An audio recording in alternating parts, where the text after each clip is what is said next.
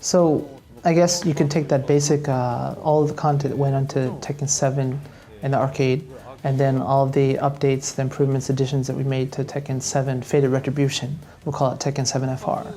All of this has been pretty much ported to the console in the arcade mode alone. And then outside of that, you have a whole wealth of gameplay from the various different modes that you tend to expect from console, like the online tournament mode that we mentioned today. Also, the story mode is a big key feature, and a lot of stuff that we have yet to really cover.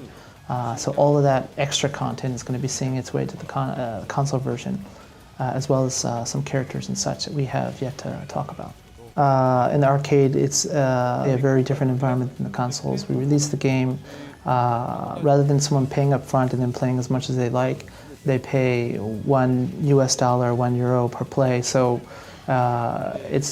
you see the results more directly and more soon, I guess you could say.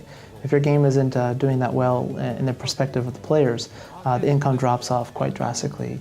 And you know there's a huge problem, so you can make adjustments, tweak the game, and then see how it does and continue that process, which has made it stronger. Plus all of the balancing changes just alone, you know, from character to character and such, that we're able to make and actually see in real time from the players themselves, but also through game data and such, allows us to make that polishing of the game before the arcade. Also, I was just thinking that if you look at the game, even from Tekken 7, that was the first time we had the game running on the Unreal Engine 4. And there was a bit of a learning curve, and it took some time for our teams to get used to it.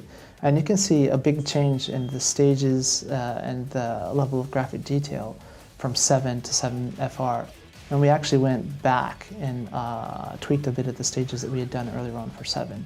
So like the temple stage with Akuma was looking really good.